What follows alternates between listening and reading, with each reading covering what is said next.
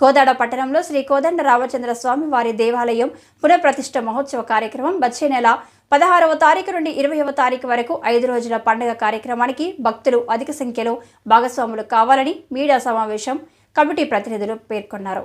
రాష్ట్రంలోనే ఎక్కడ జరగనటువంటి మహోత్సవ కార్యక్రమం జరపాలని ఈ దేవాలయంలో రాముడు, సీత, రాధాకృష్ణుడు, ఆంజనేయ స్వామి, వెంకటేశ్వర స్వామి పునఃప్రతిష్ఠ కార్యక్రమం జరపడం అదృష్టకరమన్నారు. చుట్టుపక్కల గ్రామాల కుటుంబ సభ్యులందరూ ఇట్టి కార్యక్రమానికి విచ్చేసి పునఃప్రతిష్ఠ కార్యక్రమాన్ని విజయవంతం చేయవలసిందిగా కోరారు.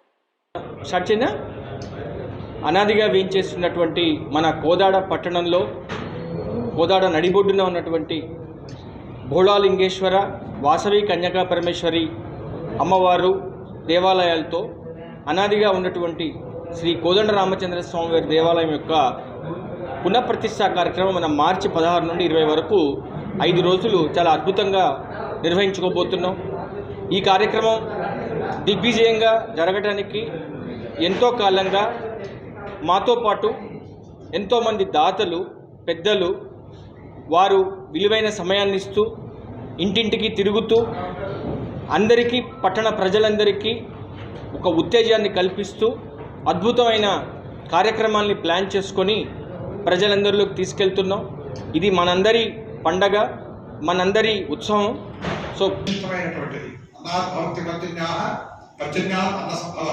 అన్నం పోరాని అంతా జరుగుతుందని ఆ రోజున ముఖ్యంగా గ్రామస్తులకు, పట్టణవాసం అందరికీ కూడా తెలియపరిచేది ఏంటంటే, అన్నం ఎవరు కూడా ఇంటి దగ్గర వండడానికి వీలేదు.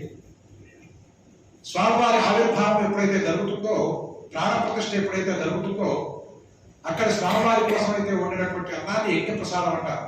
ప్రాణ ప్రతిష్ఠ జరగగానే అక్కడ స్వామివారికి నివేదించిన అన్నాన్ని అక్కడ కలిపేస్తారు. ఆ ప్రసాదాన్ని స్వీకరించాలన్న లక్షాధికారైన లవణమన్నమే కానీ మెరుగు బంగారము మెగబోదు. ఆ రోజు